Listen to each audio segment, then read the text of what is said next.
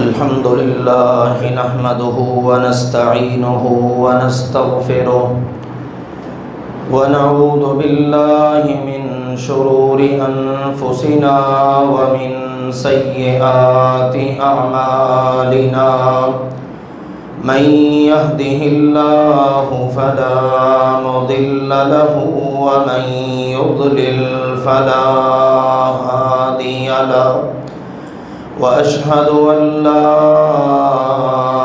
إله إلا الله وحده لا شريك له وأشهد أن محمدًا عبده ورسوله أما بعد فإن خير الحديث كتاب الله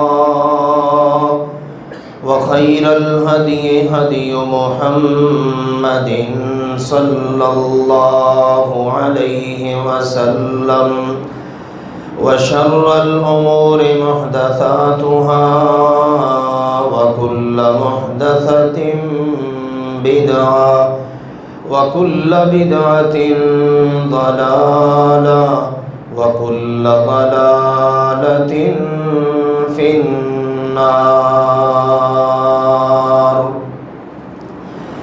يا أيها الذين آمنوا اتقوا الله حق تقاته ولا تموتن إلا وأنتم مسلمون يا أيها الناس اتقوا ربكم الذي خلقكم من نفس واحدة وخلق منها زوجها وبث منهما رجالا كثيرا ونساء واتقوا الله الذي تساءلون به والأرحام إن الله كان عليكم رقيبا يا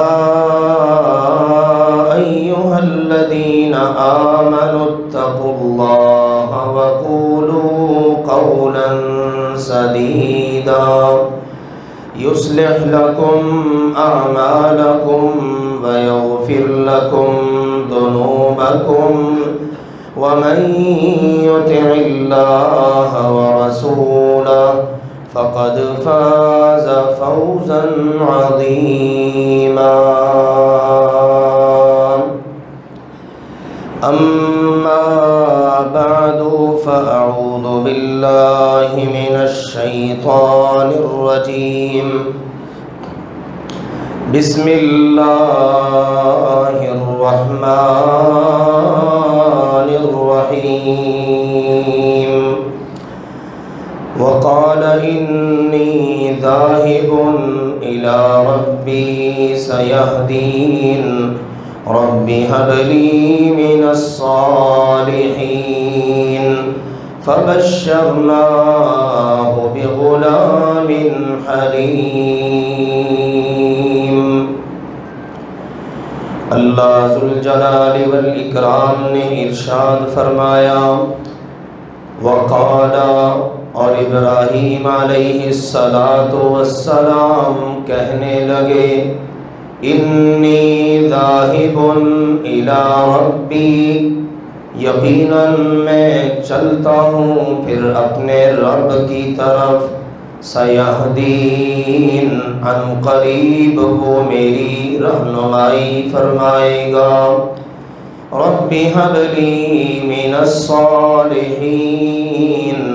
اور اللہ سے دعا کرنے لگے اے میرے رب مجھے نیک بیٹا عطا فرما فبشرناہ بغلام حلیم تو ہم نے انہیں بردبار حلم والا بیٹا عطا کر دیا اس کی بشارت دے دی اللہ کے خلیل سیدنا ابراہیم علیہ السلام انسانوں کے لیے، خاص طور پر مسلمانوں کے لیے بہترین نمونہ ہیں۔ ان کی سیرت قرآن پاک میں اللہ تعالیٰ نے بہت ساری جگہوں پر بیان فرمائی ہے۔ اس کے کئی ایک پہلوؤں کو اللہ تعالیٰ نے ذکر کیا ہے۔ ذکر اس قدر ہے کہ اس کا احاطہ چند خطبات جمعہ میں ممکن نہیں۔ ایک پہلو سیدنا ابراہیم علیہ السلام کی سیرت کا، وہ ان کے ہاں نیک اور صالح بیٹوں کی ولادت کا بھی ہے۔ عمر تقریباً سیدنا ابراہیم علیہ السلام کی 80 سال ہے۔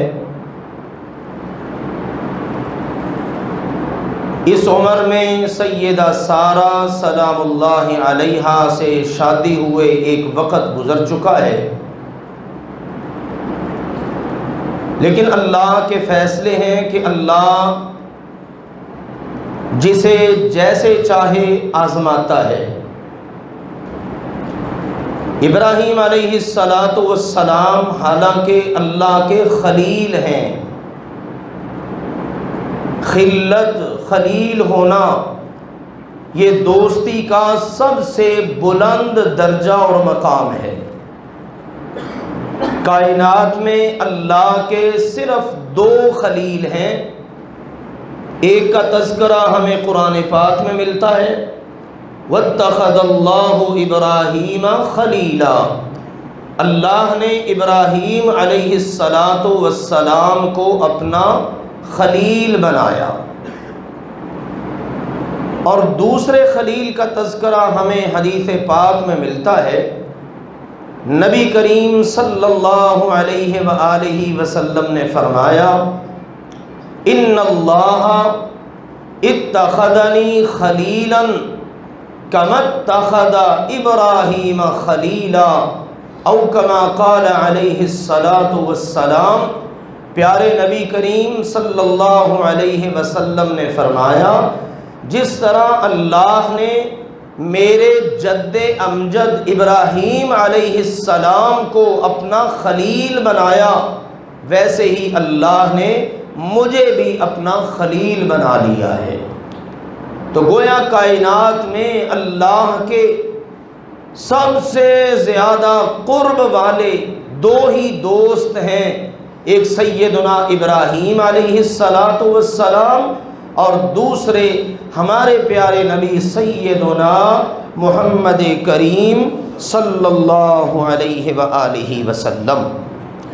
تو آپ ذرا غور کیجئے، ابراہیم علیہ السلام اللہ تعالیٰ کے خلیل ہیں، لیکن ایک مدت ہوئی شادی ہوئے، اولاد نہیں ہے، اور انہوں نے بھی دوستی کا حق ادا کر دیا کہ اپنے دوست یعنی اللہ تعالی اس کے در کو، اس کے دروازے کو نہیں چھوڑا۔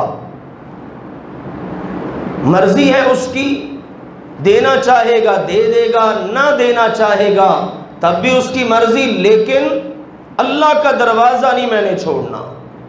اور ان کی دعاؤں میں، ان کی باتوں میں ہمیں یہ بات پڑھنے کو ملتی ہے، اللہ سے کہتے ہیں وَلَمْ أَكُنْ بِدُعَائِكَ رَبِّ شَقِيًّا، اے میرے اللہ میں تجھ سے مانگ کر نا امید نہیں، جلد بازی بھی نہیں، اتنی دیر سے مانگ رہا ہوں، پتہ نہیں جی اللہ تو سنتا ہی نہیں ہے۔ آپ ذرا غور کیجئے ابراہیم علیہ السلام کی سیرت طیبہ کے اس پہلو میں ہمارے لیے یہ رہنمائی موجود ہے۔ آج ہم بڑی جلد بازی کرتے ہیں، 1 مرتبہ دعا کر لی، 2 مرتبہ کر لی، چلو اس سے زیادہ بار کر لی، جلد بازی اتنی ہے، اتنی بار دعا کر لی. بھئی کتنی بار کر لی؟ اتنی بار دعا کر لی، اللہ سنتا ہی نہیں ہے؟ نہیں، اللہ تعالیٰ کو الزام نہیں دینا، اللہ کے کام ہے. ابراہیم علیہ السلام کی سیرت کے اس پہلو سے یہ بات ہمارے سامنے واضح ہو رہی ہے. اور یہ بھی نہیں کرنا کہ تھک گئے اور چلو اب اللہ تو دیتا نہیں ہے، کسی اور کا ہی دروازہ کھٹکھٹا لیں. ایسا بھی نہیں کرنا. ابراہیم علیہ السلام 20 سال سے بیت المقدس میں، اس پاک سرزمین میں، نبیوں والی زمین میں رہ رہے ہیں، اور اللہ نے درجہ کتنا اونچا دیا ہے. بعد میں جتنے نبی رسول آئے وہ سب کے سب ان کی اولاد میں، لیکن اللہ کی مرضی ہے نا، اللہ نے 86 سال تک اولاد دی نہیں. دعائیں جاری ہیں. رب هب لی من الصالحین، اے میرے رب مجھے نیک اولاد عطا فرما. باپ نے تو گھر سے نکال دیا، وطن سے بے وطن ہوں، میرا کوئی وارث نہیں، میرا کوئی دست و بازو نہیں، میرا کوئی ہاتھ بٹانے والا نہیں. دونوں میاں بیوی سیدہ سارہ، سیدنا ابراہیم علیہم السلام، اور تیسری اب آن ملی سیدہ سارہ کی لونڈی سیدہ ہاجرہ سلام اللہ علیہا.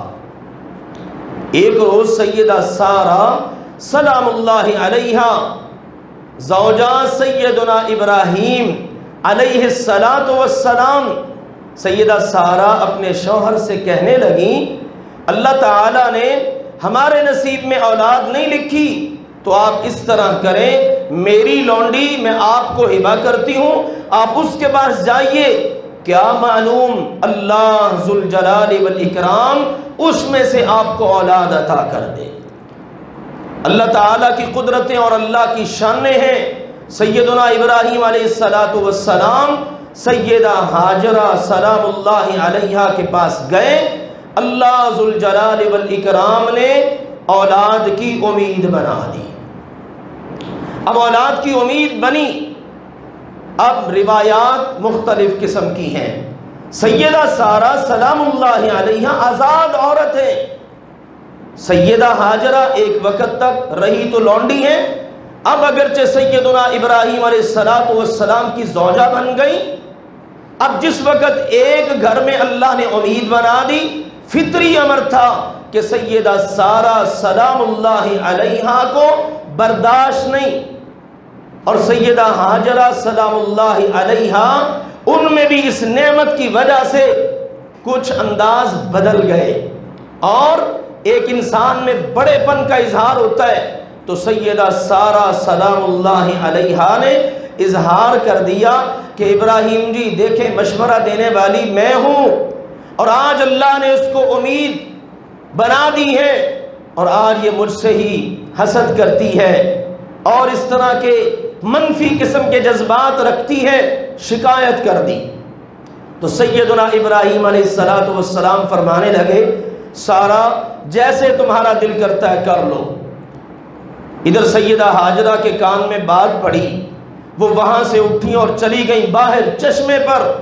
وہاں سے اللہ کی طرف سے ایک فرشتے نے آواز دی، ہاجرہ غم نہ کرو، اللہ جو آپ کو بیٹا عطا کرے گا نا، اللہ سبحانہ و تعالی اس کو سردار بنائے گا، اور ساری دنیا کے ہاتھ اس کے ہاتھ کے اندر ہوں گے. اور یہ والی جو بشارت ہے نا، یہ پوری ہوتی ہے ہمارے پیارے نبی سیدنا محمد کریم صلی اللہ علیہ وآلہ وسلم کے متعلق، کیونکہ سیدہ ہاجرہ کو اللہ نے جو بیٹا دیا نا، ان کا نام تھا سیدنا اسماعیل علیہ السلام.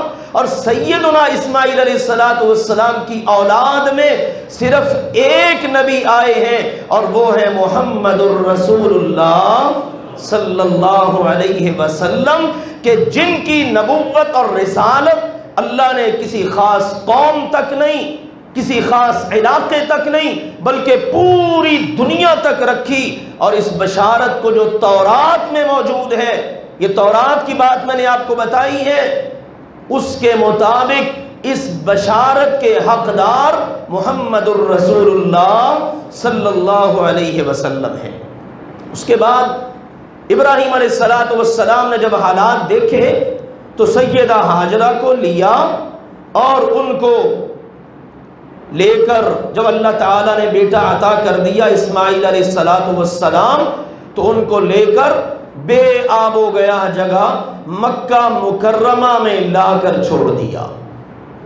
بیت المقدس وہاں سے چلے، اب لا کر وہاں چھوڑ دیا۔ سیدہ سارہ ادھر ہیں، سیدہ ہاجرہ کے ہاں اللہ تعالیٰ نے جب بیٹا عطا کر دیا، اب گھر کے حالات کو دیکھا تو سیدہ ہاجرہ کو اللہ کے حکم کے مطابق اور ان کے لخت جگر کو جو ابھی گود میں ہے دودھ پیتا ہے، ابراہیم علیہ السلام نے ان دونوں کو لا کر چھوڑ دیا مکہ مکرمہ میں۔ بالکل بے آب و گیا جگہ ہے جہاں پر بیت اللہ ہے، بیت اللہ کے دروازے کے سامنے زمزم ہوتا تھا، زمزم کا کنواں، اس کے اوپر والی جانب صفا پہاڑی کے ذرا قریب تھوڑا سا بلندی پر بس وہاں پر لا کر چھوڑ دیا۔ اب تو بڑی رونقیں ہیں، دنیا ہی بدل چکی ہے، ذرا بہت پیچھے ہزاروں سال پیچھے ذرا جائیے اور غور کیجئے کیسی وہ جگہ ہوگی۔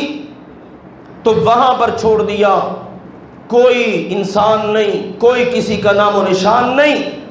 اب یہ بچہ ملا ہے 86 سال کی عمر میں، امتحان دیکھیں کتنا بڑا ہے۔ کہتے ہیں جو بڑی دیر کے بعد بچہ ملتا ہے اس کی قدر و قیمت بھی والدین کو بہت زیادہ ہوتی ہے، لیکن ابراہیم علیہ السلام واقعتاً وَإِذِ ابْتَلَىٰ إِبْرَاهِيمَ رَبُّهُ بِكَلِمَاتٍ فَأَتَمَّهُنَّ، اللہ تعالیٰ نے اپنے خلیل کو جیسے جیسے آزمایا، جن جن چیزوں میں بھی آزمایا، اللہ کے خلیل ابراہیم علیہ السلام نے ہر امتحان میں بڑی اعلیٰ پوزیشن حاصل کی۔ ہر امتحان اللہ کہہ رہا ہے فَأَتَمَّهُنَّ، جو امتحان بھی میں نے ابراہیم کا لیا، ابراہیم علیہ السلام اس میں کامیاب ہی کامیاب ٹھہرے۔ ذرا تھوڑا سا تصور کریں، بڑھاپے میں بچہ ملا ہے، بڑا مانگ مانگ کے لیا ہے، بڑی دعائیں کر کے لیا ہے، اللہ نے عطا کر دیا۔ اب اس کے بعد اللہ نے حکم دے دیا اب اس کو اور اس کی ماں کو بے آب و گیا جگہ پر، جہاں نہ ان کا خاندان، جہاں نہ کوئی رشتہ دار، حتیٰ کہ وہاں کوئی انسان بھی نہیں، پانی کا نام و نشان نہیں، کوئی چرند پرند نہیں، کچھ بھی نہیں، بس ان کو وہاں چھوڑ دو۔ اور چھوڑنا بھی کیسے ہے؟ کھجوروں کا ایک تھیلا اور پانی کا ایک مشکیزہ، ماں یہ کھائے گی، بچہ تو ابھی نہیں نہ کھاتا، اور ماں اپنے بچے کو دودھ پلائے گی، یہ ان کی گزر اوقات۔ لیجئے سیدنا ابراہیم علیہ السلام نے چھوڑا اور خاموشی سے واپس چل پڑے۔ سیدہ ہاجرہ سلام اللہ علیہا بھاگتی ہوئی آئیں اور آ کے پیچھے سے دامن پکڑا اپنے شوہر کا اور کہا جناب ہمیں یہاں چھوڑ کے کہاں جا رہے ہیں؟ خاموش۔ واہ میرے اللہ، تیرے نبیوں کی ادائیں کتنی مبارک ہیں، وہ اس وقت تک بولتے بھی نہیں جب تک اللہ نہ اجازت دے دے۔ ہے کوئی اتنا پابند اللہ کا؟ بیوی پوچھ رہی ہے، بیٹا چھوٹا سا گود میں ہے، اور بیوی آپ تصور کیجئے ابھی بیچاری کیا محنتیں مشقتیں اٹھا سکتی ہے، لیکن اللہ کا نبی ہے ابراہیم علیہ السلام، بولتے بھی نہیں۔ ایک بار سوال، دو بار، متعدد بار، آخر کار خود ہی کہنے لگی اللہ امرک، اے میرے سرتاج کہیں ایسا تو نہیں کہ اللہ نے آپ کو یہ حکم دیا ہو، کہیں ایسا تو نہیں کہ اللہ نے کہا ہو کہ میری ہاجرہ کو اور اپنے بیٹے کو یہاں پر چھوڑ دو؟ اللہ امرک، اللہ نے حکم دیا۔ اب اجازت مل گئی کہ ابراہیم بس اس کا جواب ہاں میں دے دو۔ کہا نعم، ہاں، یہ مجھے اللہ نے حکم دیا ہے۔ سبحان اللہ، ایک نبی کی بیوی ہے اور جو گود میں ہے وہ بھی مستقبل کا نبی ہے، بلکہ اللہ کے نام پر ایسی عظیم قربانی دینے والا ہے جس کو اللہ قیامت تک زندہ رکھے گا۔ اب وہ خاتون کہنے لگی اچھا ایسی بات ہے، تو پھر آپ جانا چاہتے ہیں تو تشریف لے جائیے۔ اِذَن لَا يُضَيِّعُنَ اللَّهُ أَبَدًا، میری اور اپنے بچے کی فکر چھوڑ دیجئے، جس اللہ کے کہنے پر آپ ہمیں یہاں چھوڑ کے جا رہے ہیں وہ اللہ ہمیں کبھی ضائع نہیں کرے گا۔ سبحان اللہ، یہ ہے ایمان۔ جس اللہ کے کہنے پر آپ یہ کر رہے ہیں نا، پھر وہ اللہ ہمیں کبھی ضائع نہیں کرے گا۔ آپ فکر نہ کیجیے، آپ تشریف لے جائیے۔ لو جی، اب باپ تو وہاں سے رخصت ہو گیا، لیکن باپ یہ فطری محبت ہے نا، باپ کا دل اٹکا ہوا ہے بیٹے میں اور بیٹے کی ماں میں، اپنی بیوی میں۔ جا رہے ہیں، ثنیہ ایک اونچی سی گھاٹی آتی ہے، وہاں پر پہنچے، مقام ہے ثنیہ پر، اس گھاٹی میں۔ وہاں جا کے دیکھا پیچھے نظر نہیں پڑ رہی، ان کو میں دکھائی نہیں دے رہا، مجھے وہ دکھائی نہیں دے رہے، چھپ گیا ہوں۔ سامنے دعا نہیں کی، سامنے ہاتھ نہیں اٹھے۔ ایسا نہ ہو کہ بیوی کے دل کے اندر کوئی ایسا محبت کے اندر یا جدائی کے اندر کوئی ایسا خیال آئے، وہ ڈگمگا جائے، یا میں ان کی محبت میں گرفتار ہو کر ڈگمگا جاؤں۔ جب علیحدگی میں ہو گئے نا، یعنی اوٹ میں ہو گئے، تو پھر اب ابراہیم علیہ السلام کے ہاتھ اٹھ گئے۔ کس کی بارگاہ میں؟ اللہ کی بارگاہ میں، جس سے یہ بچہ مانگ مانگ کے لیا۔ اب ہاتھ اٹھے تو بولے ربنا انی اسکنت من ذریتی بواد غیر ذی زرع عند بیتک المحرم ربنا لیقیموا الصلاة فاجعل افئدة من الناس تهوی الیہم وارزقهم من الثمرات لعلهم یشکرون ربنا انک تعلم ما نخفی وما نعلن وما يخفى على الله من شيء في الأرض ولا في السماء۔ اے میرے اللہ، حکم تیرا آیا، عمل میں نے کیا، تو نے کہا ان کو یہاں چھوڑ دو۔ کون چھوڑتا ہے اپنی بڑھاپے کی اولاد کو؟ کون چھوڑتا ہے اپنی محبوب بیوی کو؟ اللہ، حکم تیرا آیا، میں نے اپنی بیوی کو اور اپنے بیٹے کو یہاں بواد غیر ذی زرع، جہاں کھیتی کا نام و نشان کوئی نہیں، پہاڑ ہیں، سنگلاخ اور تپتی ہوئی زمین ہے، اللہ تیرے حکم پر میں نے ان دونوں کو یہاں پر چھوڑ دیا ہے، لیکن تو نے بتا رکھا ہے عند بیتک المحرم، مستقبل میں یہاں پر تیرا حرمت والا گھر بنے گا۔ ابھی تو بظاہر کوئی آثار نہیں، لیکن تیری باتوں پر یقین ہے مجھے۔ اللہ، اب یہاں پر جس جنگل میں، ویرانے میں چھوڑ کے جا رہا ہوں نا، التجا ہے ایک میری، اللہ سب سے پہلی التجا یہ ہے ربنا لیقیموا الصلاة، اللہ میرے بچے آگے ان کے بچے جب بڑے ہوں تیرے گھر کے پاس چھوڑا تیرے حکم سے، لیکن خواہش ہے یہ تیرے گھر میں 5 وقت کی نماز پڑھنے والے بن جائیں۔ اس لیے میرے عزیزوں، گھروں کا چناؤ ہمیں بھی کرنا چاہیے، گھر بنانے چاہیے، اللہ کی نعمت ہے، لیکن انتخاب کرنا چاہیے مسجد کے پڑوس کا، کہ وہاں پر چلو نماز کا موقع ملے گا، ہمارے بچے نماز پڑھیں گے۔ آج جن لوگوں نے مساجد سے دوری اختیار کی، بڑے بڑے ٹاؤنز میں، بڑی بڑی سوسائٹیوں میں، آج ذرا ان سے پوچھ کے دیکھیں حالت کیا ہے۔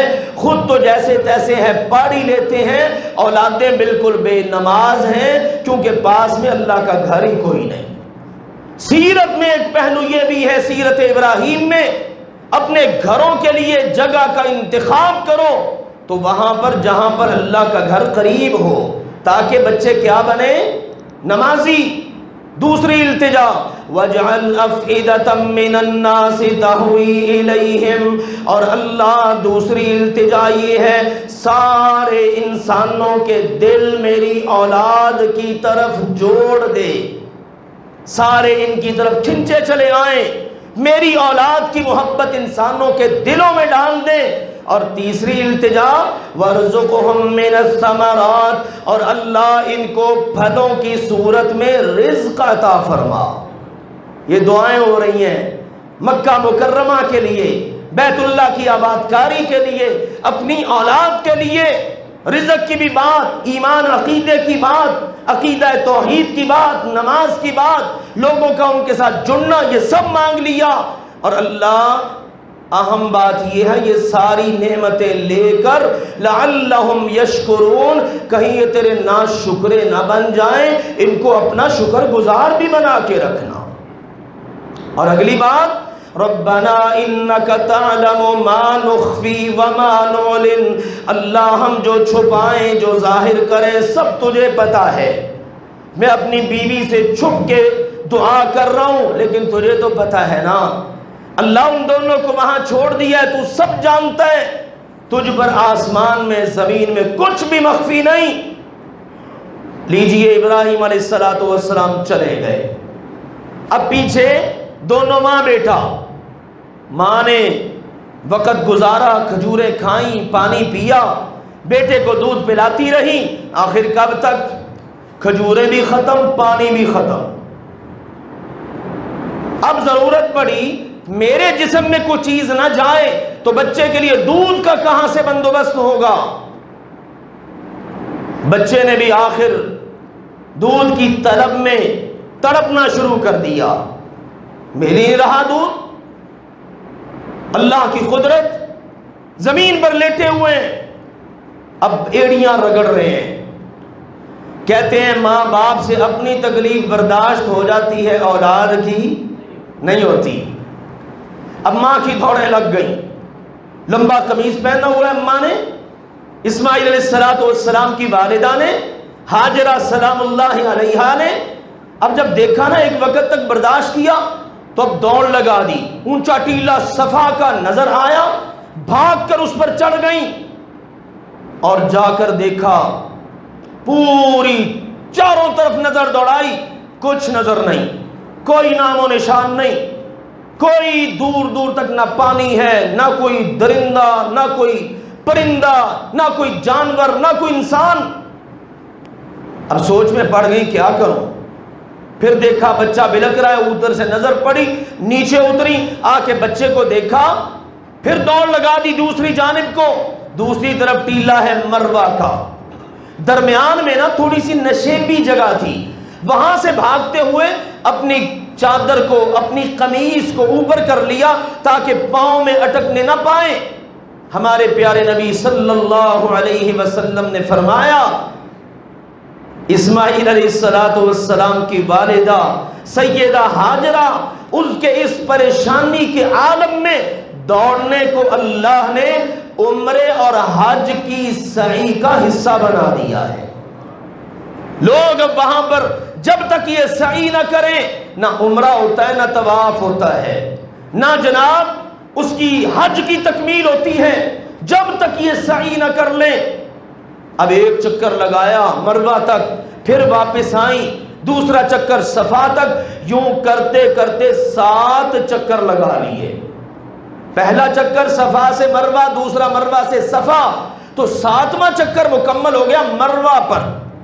اب مروہ پر کھڑی ہیں پریشانی کے عالم میں، اچانک کیا سنتی؟ ایک آواز آتی ہے، کانوں میں پڑی آواز، تو اپنے آپ سے بات کرتی ہو، کہتی ہے چپ کر ذرا سن کیا ہے یہ۔ کان لگائے تو بیت اللہ کا جہاں پہ دروازہ ہے اور صفا مروہ، اگر مروہ کی طرف سے چلے صفا کی طرف سے چلے تو جو تکون درمیان میں ایک مرکز بنتا ہے کہ جس کے سامنے بیت اللہ کا دروازہ ہے، وہاں پہ کر کے کیا دیکھتی ہیں؟ ایک نورانی شکل کا اللہ کا فرشتہ ہے، اس نے اللہ کے حکم سے اپنا پر مارا یا اپنی ایڑی ماری۔ رسول اللہ صلی اللہ علیہ وسلم نے فرمایا، سیدنا عبداللہ بن عباس رضی اللہ عنہما بیان کرتے ہیں، اس فرشتے کے پر مارنے یا ایڑی مارنے کی دیر تھی کہ اللہ نے وہاں سے پانی کا چشمہ جاری کر دیا۔ اور وہ چشمہ کون سا ہے؟ ابھی اس کا نام کچھ نہیں ہے۔ اماں جان سبحان اللہ سیدہ ہاجرہ مروہ سے دیکھا یہ منظر، پانی، بھاگتی ہوئی آئی پانی کے پاس، اب پانی کا چشمہ ہے، اس نے نکلنا شروع کر دیا۔ اب ان کی زبان ہے اپنی، اب اس زبان کے اندر پانی کو جمع کر رہی ہیں اور ساتھ ساتھ کہہ رہی ہیں زم زم۔ زم زم کا مطلب ہے رک جا رک جا، اکٹھا کر رہی ہیں، سمیٹ رہی ہیں، سائڈوں پہ اس کے جو ہے نا وہ آن لگا رہی ہیں، اس کو جمع کرنے کی کوشش میں ہے اور ساتھ ساتھ کہہ رہی ہے زم زم، یعنی رک جا رک جا۔ اللہ کے نبی صلی اللہ علیہ وسلم نے فرمایا رحم اللہ ام اسماعیل، اللہ اسماعیل علیہ السلام کی امی جان پر رحم فرمائے کہ انہوں نے پانی کو روکا، زمزم کہا۔ اللہ کی قدرت دیکھیے، جو ان کی زبان سے لفظ نکلا نا، اللہ نے اس چشمے کا نام وہی رکھ دیا۔ آپ نے فرمایا اگر وہ نہ روکتی تو یہ زمزم اس طرح چلتا اور اس طرح پھیلتا کہ ساری کائنات میں پہنچ جاتا۔ سبحان اللہ، رکتا ہی نہ، رکنے کا نام نہ لیتا۔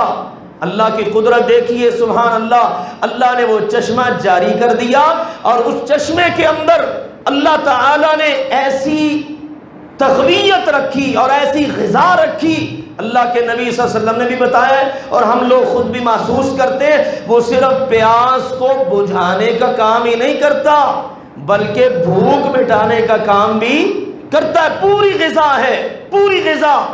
اب اماں جان وہ پانی پی رہی ہیں اور ساتھ ساتھ سبحان اللہ بیٹے کو دودھ پلا رہی ہیں، پال رہی ہیں، یوں کم سن بچہ پل رہا ہے۔ پھر اس کے بعد ایک مدت بعد اللہ کا حکم آیا ابراہیم علیہ السلام کو، جو بیٹا تو نے ہمارے گھر کے پاس چھوڑا تھا نا، اور اس کی ماں کو چھوڑا تھا، ماں نے تربیت کر دی ہے، اب بچہ اس قابل ہو چکا ہے، آپ اس کی ملاقات کے لیے تشریف لے آئیے۔ ابراہیم علیہ السلام ملاقات کے لیے پھر آئے اور آگے پھر قربانی کے مراحل انشاءاللہ اگلے جمعے بیان کریں گے۔ وآخر دعوانا ان الحمدللہ رب العالمین۔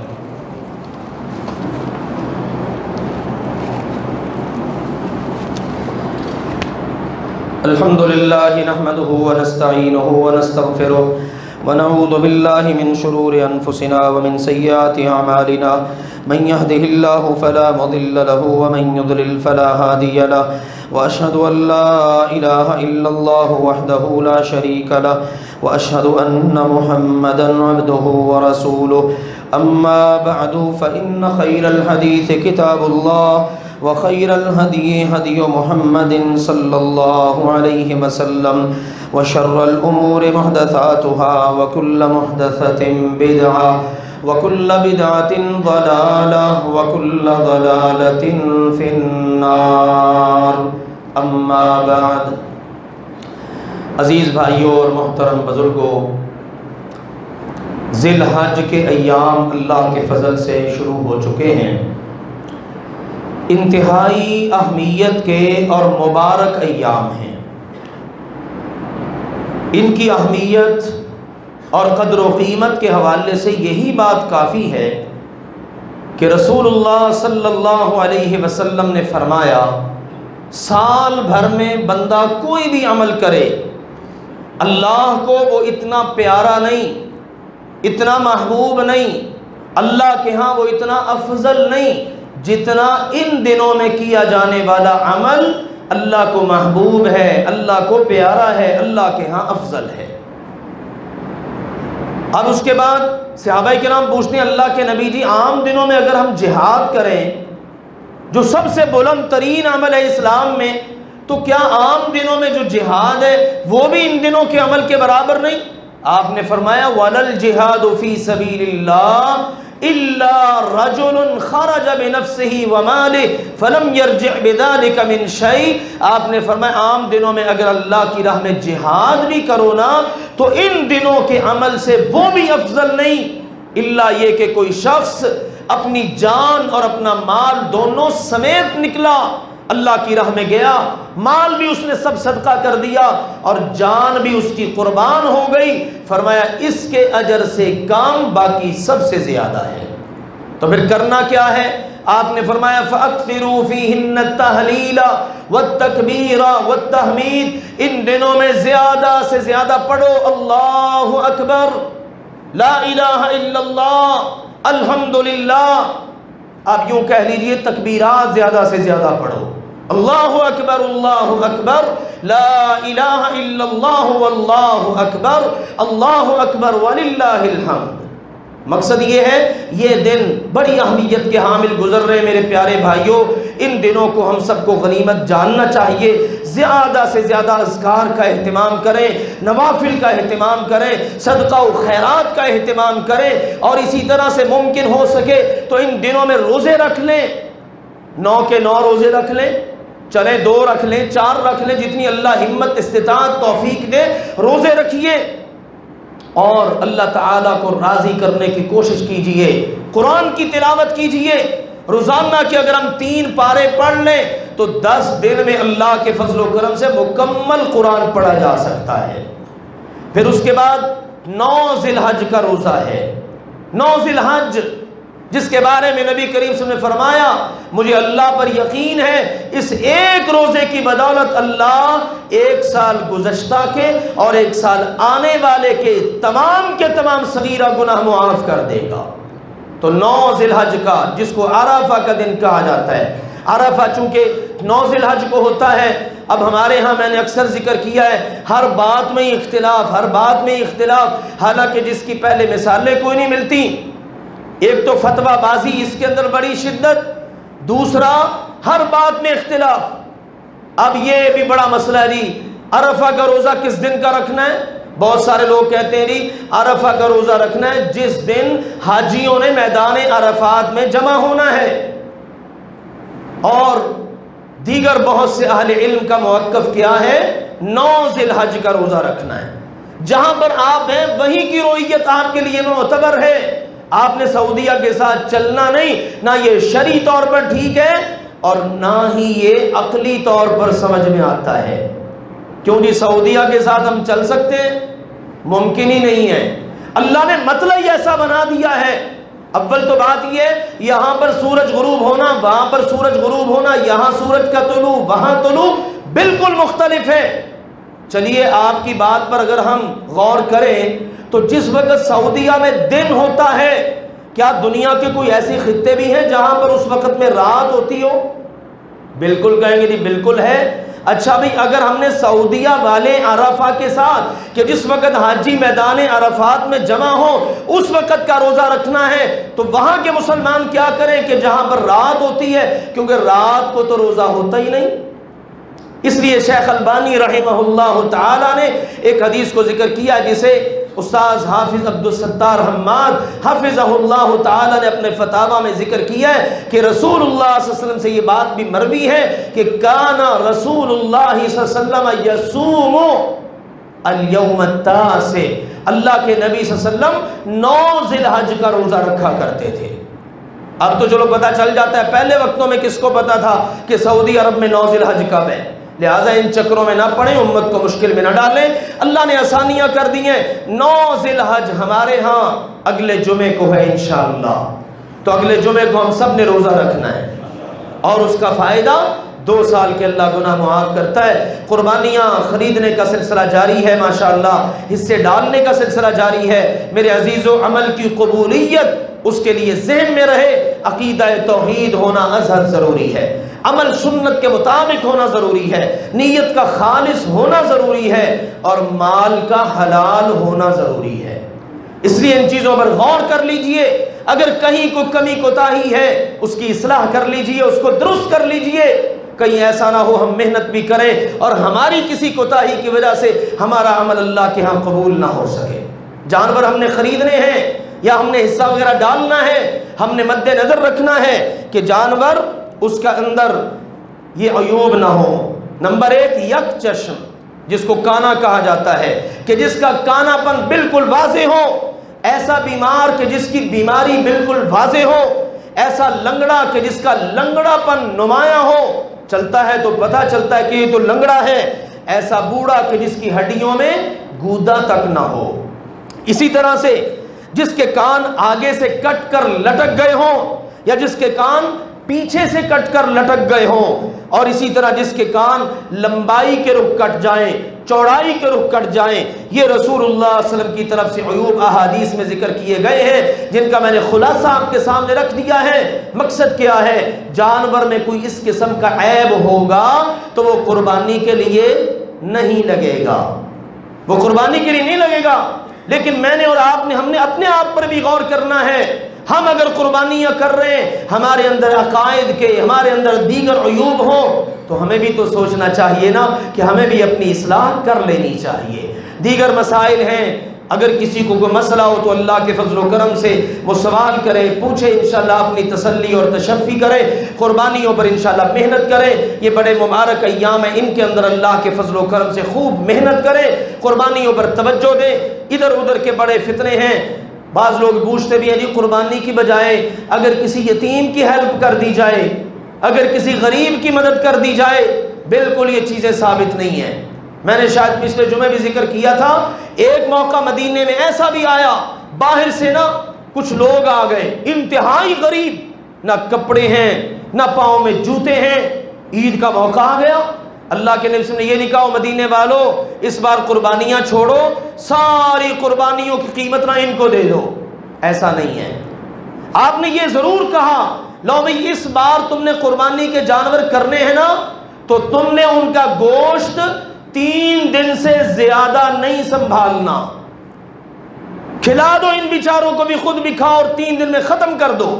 اگلا سال ہے تو آپ نے فرمایا وہ پچھلے سال بیچارے کچھ کمزور لوگ، غریب غربا مستحق آئے تھے تو پابندی لگائی تھی، اب کوئی پابندی نہیں ہے، کھاؤ پیو کھلاؤ اور جناب ذخیرہ بھی کر سکتے ہو جب تک چاہو۔ یہ تعلیمات ہے، یہ نہیں ہے کہ اس آڑ کے اندر اللہ معاف فرمائے قربانی کو پیچھے چھوڑ دیا جائے۔ قربانی ایک عظیم الشان سنت ہے، اس کو زندہ کرنا چاہیے اللہ کے فضل و کرم سے۔ اللہ تعالی ہم سب کو یہ عظیم الشان عمل سر انجام دینے کی توفیق عطا فرمائے۔ وآخر دعوانا ان الحمد للہ رب العالمین۔